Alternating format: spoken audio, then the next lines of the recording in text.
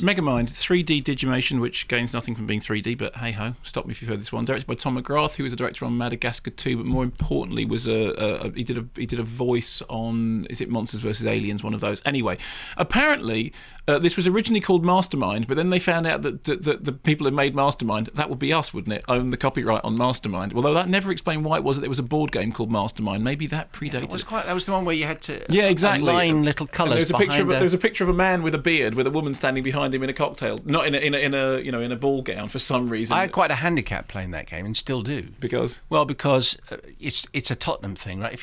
I can't use the colour red, see, so automatically everyone knew that superstitious. that I wasn't going to put the colour red behind the Mastermind shade. Very good. Is that stupid behaviour? That is very stupid behaviour, yes. Anyway, so then it was called Ubermind or Albermind. Anyway, it ended up as Megamind. Story is quite a funny story. Two potential super beings are both thrown off their destructo planets at the same time. Both arrive on Earth at the same time. One of them grows up to be Metro Man, as voiced by Brad Pitt, who's heroic and wonderful. The other one is dorky and weird and realises that he can't actually be fabulous and good, so will become evil, right? So Will Ferrell, Brad Pitt as Dorky, and so Metro Man and Megamind, which is an interesting little idea, the idea that the guy becomes evil because all the good has been taken up by Metro Man. Except, listen to this clip and tell me whether this doesn't remind you of A, The Incredibles, B, Dr. Evil from Austin Powers, C, the despicable person from Despicable Me, and D,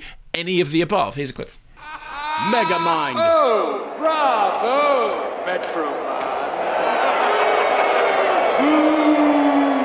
Yes, I can play along too. Should have known you'd try to crash the party. Oh, I intend to do more than crash it. This is a day you and Metrocity shall not soon forget. It's pronounced Metro City. Oh, potato, tomato.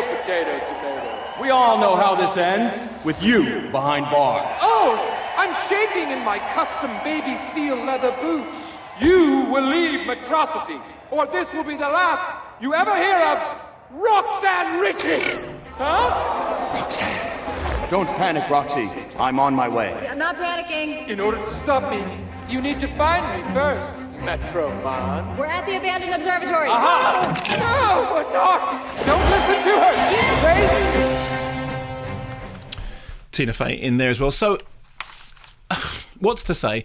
On the one hand, the voice characterizations are quite funny, and there are a couple of good jokes. The Metrocity joke is pretty much the best gag, and there's also a very strange gag about him saying "olu" instead of "hello," which seems very much like it might well have been made up on the draw, while they were knocking about doing the voiceovers.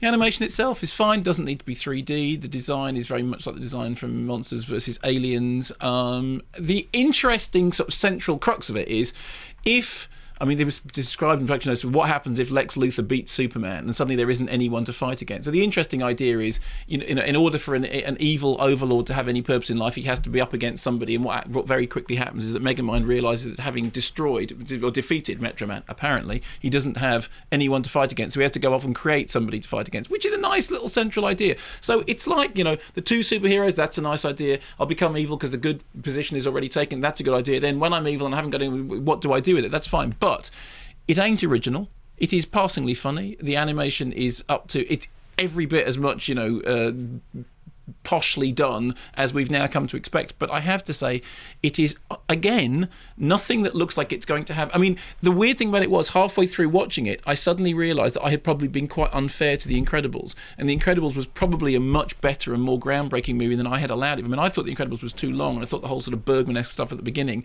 would have lost the young audience. Turned out I was completely wrong about that. I know many, young viewers who really, really like Incredibles. And watching this, you think... It's a movie that's come after these ideas have been explored in other movies. Doesn't mean they're not still funny. Doesn't mean the jokes aren't still good. Doesn't mean that the voiceovers are don't give you a couple of good gags. But it ain't nothing to write home about. And whilst it will entertain whilst you're in there, it's not something that's going to stay with you in the way of a classic fairy tale. It doesn't have longevity. It doesn't have legs.